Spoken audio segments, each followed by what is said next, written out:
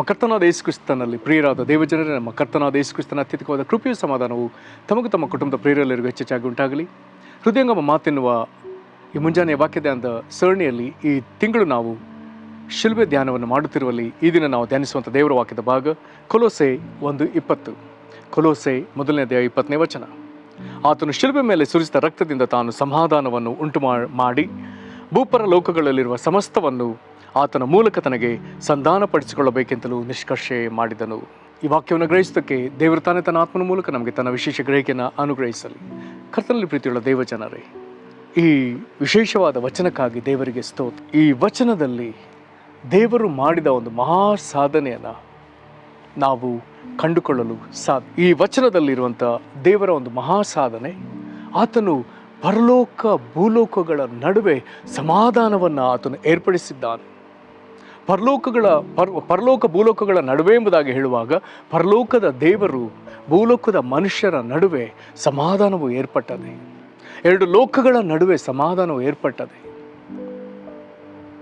ದೇವದೂತರು ಯೇಸುಕ್ರಿಸ್ತನ ಜನನದ ವೇಳೆಯಲ್ಲಿ ಕುರುಬರ ಬಳಿ ಬಂದು ಅವರಿಗೆ ಆ ಶುಭ ಸಂದೇಶವನ್ನು ತಿಳಿಪಡಿಸಿ ನಂತರ ಸರ್ವ ದೇವದೂತ ಸಮೂಹ ಆಕಾಶದಲ್ಲಿ ಹಾಡಿದ ಹಾಡು, ಮೇಳಲೋಕಗಳಲ್ಲಿ ದೇವರಿಗೆ ಮಹಿಮೆ, ಭೂಲೋಕದಲ್ಲಿ ಮನುಷ್ಯರೊಳಗೆ ಸಮಾಧಾನ, ದೇವರು ಅವರನ್ನು ಒಲಿಯುತ್ತಾನೆ. ಹಾಗಾದರೆ ದೇವರು ಮನುಷ್ಯರೊಂದಿಗೆ ಒಂದಾಗುವ, ಸಮಾಧಾನವಾಗುವ, ಇದರಿಂದ ಮನುಷ್ಯರಿಗೆ ಸಮಾಧಾನ, ದೇವರಿಗೆ ಎಷ್ಟೋ ಮಹಿಮೆ ಎಂಬ ಈ ಹಾಡನ್ನು ಪ್ರವಾದನೆಯಾಗಿ ದೇವದೂತರು ಹಾಡಿದರಲ್ಲ. ಹಾಗಾದರೆ ಅವರು ಪ್ರವಾದನೆಯಾಗಿ ಹಾಡಿದ ಈ ಹಾಡು ಇದು ನೆರವೇರಿದ್ದು ಎಲ್ಲಿ? ಯೇಸು ಕ್ರಿಸ್ತನು ಕಲ್ವಾರಿ ಶಿಲುಬೆಯಲ್ಲಿ ಈ ವಾಕ್ಯ ಹೇಳುವಂತೆ ಆತನು ರಕ್ತ ಸುರಿಸಿದಾಗ, ಕರ್ತನಾದ ಯೇಸು ಕ್ರಿಸ್ತನು ರಕ್ತವನ್ನು ಗೆತ್ಸೆಮನೆ ತೋಟದಲ್ಲಿ ಸುರಿಸಿದ್ದಾನೆ. ಮಹಾಯಾಜಕರ ಅಂಗಳದಲ್ಲಿ ಆತನಿಗೆ ಅನೇಕ ವಿಧದ ಪೆಟ್ಟು ಬೀಳುವಾಗ ಅಲ್ಲಿಯೇ ಸುರಿಸಿರಲಿಕ್ಕೆ ಸಾಧ್ಯ.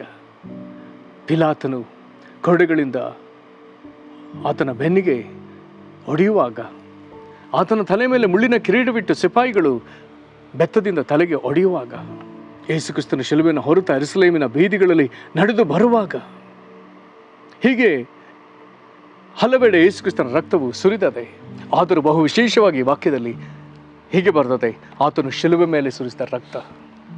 ಯೇಸುವಿನ ಶರೀರದಿಂದ ರಕ್ತವು ಸತತವಾಗಿ ಸ್ರಾವವಾಗುತ್ತಿರುವಲ್ಲಿ ಯೇಸು ಒಂದು ಅಂಶವನ್ನು ಹಾಗೆಯೇ ತನ್ನ ಶರೀರದಲ್ಲಿ ಉಳಿಸಿಕೊಂಡು ಕಲ್ವಾರಿ ಶಿಲುಬೆ ಮೇಲೆ ಆತನು ಅದನ್ನು ಸುರಿಸಬೇಕಾಗಿತ್ತು.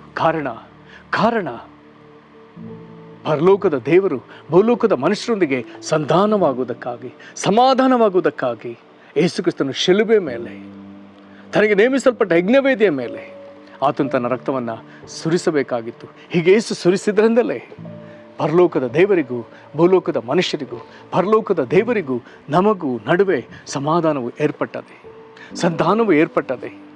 ದೇವರಿಗೆ ನಾವು ಶತ್ರುಗಳಾಗಿದ್ದೇವಲ್ಲ, ಇನ್ನು ಆ ಶತ್ರುತ್ವವು ಮುರಿಯಲ್ಪಟ್ಟದೆ. ದೇವರು ನಮ್ಮೊಂದಿಗೆ ಸಮಾಧಾನವಾಗಿದ್ದಾನೆ.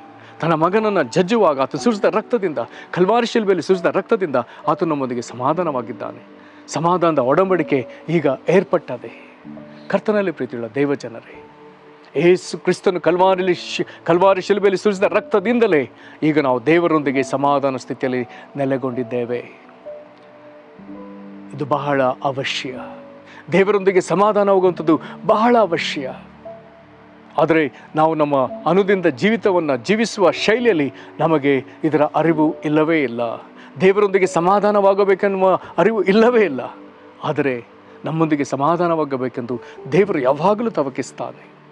ತಪ್ಪಿ ಹೋದ ಮಗನು ತಂದೆಯನ್ನು, ಮನೆಯನ್ನು ತೊರೆದು ದೂರದರ್ಶಿಗೆ ಹೋಗಿ ಪಟ್ಟಿಗನಾಗಿ ಬದುಕಿ ಎಲ್ಲವನ್ನ ಕಳೆಕೊಂಡು ಆತನು ತೀರಾ ಬಡಕಲಾಗಿ ಮನೆಗೆ ಹಿಂದಿರುಗುವಾಗ,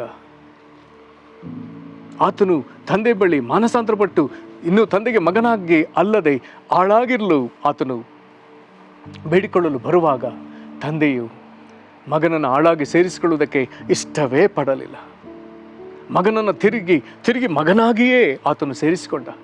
ತನ್ನ ಆಸ್ತಿಯನ್ನೆಲ್ಲ ಪೋಲು ಮಾಡಿದ ಮಗನನ್ನು ಆತನು ದಂಡಿಸದೆ ಆತನನ್ನು ಕ್ಷಮಿಸಿ ಪ್ರೀತಿಯಿಂದ ಅಂಗೀಕರಿಸಿದ. ಆತನು ತನ್ನೊಂದಿಗೆ ಸಂತೋಷ, ಸಂಭ್ರಮ, ಸಮಾಧಾನದಲ್ಲಿ ನೆಲೆಸುವಂತೆ ಎಷ್ಟೋ ಸಂಗತಿಗಳನ್ನು ಆದೇಶಿಸಿದ. ಆತನಿಗೆ ಮೇಲಂಗಿಯನ್ನು, ಮಗನ ವಸ್ತ್ರವನ್ನು, ಮಗನ ಅಧಿಕಾರ ತೋರಿಸುವ ಉಂಗುರವನ್ನು, ತಂದೆಯೊಂದಿಗೆ ಒಡಂಬಡಿಕೆ ಸಮಾಧಾನವನ್ನು ತೋರ್ಪಡಿಸುವಂಥ ಕೆರಗಳನ್ನು ಆತನು ಬಡಕಲಾಗಿ ಬಂದ ಮಗನಿಗೆ ಒಳ್ಳೆ ಕೊಬ್ಬಿದ ಪಶುವಿನ ಆಹಾರವನ್ನು ಆತನು ಮನಸ್ಸಿನಲ್ಲಿ ವರ್ಷಗಟ್ಟಲೆ ಅಥವಾ ದಿನಗಟ್ಟಲೆ ಪಟ್ಟ ವೇದನೆಗೆ ಪ್ರತಿಯಾಗಿ ಆತನಿಗೆ ಒಂದು ಸಂಭ್ರಮದ ಔತಣಕೂಟವನ್ನು ಒದಗಿಸಿಕೊಟ್ಟನಲ್ಲ. ಕರ್ತನಲ್ಲಿ ಪ್ರೀತಿಯುಳ್ಳ ದೇವಜನರೇ, ದೇವರ ಮನೆಗೆ ಹಿಂದಿರುಗಿರಿ. ಎಷ್ಟೇ ದುಷ್ಟತನದಲ್ಲಿ ಜೀವಿಸಿದ್ದರೂ ದೇವರ ಕಡೆಗೆ, ಪರಲೋಕದ ತಂದೆ ಕಡೆಗೆ, ಯೇಸುಕ್ರಿಸ್ತನ ಕಡೆಗೆ ಹಿಂದಿರುಗಿರಿ. ಆತನು ನಿನ್ನನ್ನು ತನ್ನ ರಾಜ್ಯದೊಳಗೆ, ತನ್ನ ಮನೆಯೊಳಗೆ, ತನ್ನ ಕುಟುಂಬದೊಳಗೆ ಸೇರಿಸಿಕೊಳ್ಳುವುದಕ್ಕೆ ಎಷ್ಟೋ ಕಾತುರತೆಯಿಂದ ಕಾದಿದ್ದಾನೆ. ಯೇಸು ಕಲ್ವಾರಿ ಶಿಲುಬೆ ಮೇಲೆ ಸುರಿಸಿದ ರಕ್ತದ ನಿಮಿತ್ತವೇ ನೀನೀಗ ದೇವರೊಂದಿಗೆ ಸಮಾಧಾನ ಸ್ಥಿತಿಯಲ್ಲಿ ನೆಲೆಗೊಳ್ಳಲು ಸಾಧ್ಯ. ನಿನ್ನ ಮೇಲೆಯೂ ಮಗನ ವಸ್ತ್ರ, ಮಗನ ಅಧಿಕಾರ ತೋರಿಸುವ ಉಂಗುರ, ನಿನ್ನ ಮೇಲೆಯೂ ನಿನಗೂ ದೇವರ ಸಮಾಧಾನದಲ್ಲಿ ಒಡಂಬಡಿಕೆಯಲ್ಲಿ ಸೇರಿಕೊಳ್ಳುವಂಥ ಕೆರ, ನಿನಗೂ ಆ ಕೊಬ್ಬಿದ ಪಶುವಿನ ಆಹಾರದಂತೆ ನಿನ್ನ ಮೇಲೂ ಪವಿತ್ರಾತ್ಮನ ಅಭಿಷೇಕ, ಸಂಭ್ರಮದ ಔತಣವನ್ನು ಒದಗಿಸಿದಂತೆ ನಿನಗೂ ಯೇಸುಕ್ರಿಸ್ತನೊಂದಿಗೆ ಭೋಜನ. ಓ, ಎಂಥ ಶ್ರೇಷ್ಠ ಭಾಗ್ಯ! ನಿನ್ನ ಮೇಲೆ ಆನಂದ ಇಲ್ಲ. ಹರ್ಷಹೃದಯ ಒಳ್ಳೆಯ ಔಷಧ ಎನ್ನುವಂತೆ ನಿನ್ನ ಮೇಲೆ ಆನಂದ ಇಲ್ಲ. ಕರ್ತನಲ್ಲಿ ಪ್ರೀತಿಯುಳ್ಳ ದೇವಜನರೇ, ಯೇಸುಕ್ರಿಸ್ತನ ಕಡೆಗೆ ತಿರುಗಿರಿ. ದೇವರ ಸಮಾಧಾನದಲ್ಲಿ ಸೇರಿಕೊಳ್ಳ್ರಿ. ದೇವರ ರಾಜ್ಯದಲ್ಲಿ, ದೇವರೊಂದಿಗೆ, ದೇವರ ಕುಟುಂಬದೊಳಗೆ ಸೇರಿಕೊಳ್ಳುವುದಕ್ಕೆ ಈಗಲೇ ಆತುರ ಪಡ್ರಿ. ಪ್ರಾರ್ಥನೆ ಮಾಡೋಣ. ಮಹಾಕೃಪೆಯ ಪರಲೋಕ ತಂದೆ, ನಮ್ಮನ್ನು ಪರಲೋಕದಲ್ಲಿರುವ ದೇವರೇ ನಿನ್ನೊಂದಿಗೆ ಸಮಾಧಾನ ಪಡಿಸಿಕೊಳ್ಳುವುದಕ್ಕಾಗಿ ತೀರ್ಮಾನಿಸಿದ ದೇವರೇ, ನಿಷ್ಕರ್ಷೆ ಮಾಡಿಕೊಂಡ ದೇವರೇ, ಯೇಸುಕ್ರಿಸ್ತನ ಕಲ್ವಾರಿ ಶಿಲುಬೆಯಲ್ಲಿ ಸುರಿಸಿದ ರಕ್ತದ ನಿಮಿತ್ತ ಇದನ್ನು ನೀನು ಸಾಧಿಸಿದೆಯಲ್ಲ. ಕರ್ತನಾದ ಯೇಸುವೇ, ಇದಕ್ಕಾಗಿ ನೀನು ಕಲ್ವಾರಿ ಶಿಲುಬೆಯಲ್ಲಿ ಸುರಿಸಿದ ರಕ್ತಕ್ಕಾಗಿ ಸ್ತೋತ್ರ. ಕರ್ತನೇ, ನಮಗಾಗಿ ಕಾಯ್ತಿರುವಂಥ ಪರಲೋಕದ ಒಳ್ಳೆಯ ತಂದೆಯೇ, ನಿನ್ನ ಕಡೆಗೆ ತಿರುಗ್ತೇವೆ ಸ್ವಾಮಿ, ನಿನ್ನ ಕಡೆಗೆ ಬರುತ್ತೇವಪ್ಪ. ಕರ್ತನೇ, ಪಟ್ಟಿಂಗರಾಗಿಯೂ ದುಷ್ಟರಾಗಿಯೂ ಪಾಪಿಗಳಾಗಿಯೂ ಜೀವಿಸಿ ನಿನಗೆ ದ್ರೋಹ ಮಾಡಿದ ನಮ್ಮನ್ನು ಕ್ಷಮಿಸಿ ತಿರುಗಿ ನಿನ್ನ ರಾಜ್ಯದೊಳಗೆ ಸೇರಿಸಿಕೊಳ್ಳುವುದು ತವಕಪಡುವ ಪರಲೋಕದ ತಂದೆಯೇ, ಯೇಸುಕ್ರಿಸ್ತನ ಹೆಸರಲ್ಲಿ ನಿನಗೆ ಶರಣಾಗ್ತೇವೆ.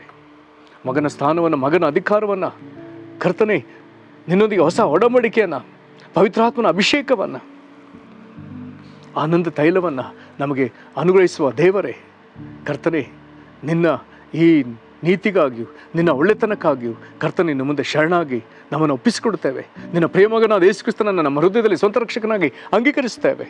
ನಿನಗೆ ಮಹಿಮೆ ಆಗಲಿ. ಕರ್ತನಿಗೆ ಪ್ರಾರ್ಥಿಸುತ್ತಾ ಪ್ರತಿಯೊಬ್ಬರನ್ನು ಆಶೀರ್ವದಿಸಲಿ. ನಿನಗೆ ಮಹಿಮೆ ಆಗಲಿ. ಯೇಸುಕ್ರಿಸ್ತನ ಹೆಸರಲ್ಲಿ ಬೇಡಿದ್ದೇವೆ ನಮ್ಮ ತಂದೆಯೇ, ಆಮೇನ್. ಕರ್ತ ನಿಮ್ಮನ್ನು ಆಶೀರ್ವದಿಸಲಿ. ವಂದನೆಗಳು.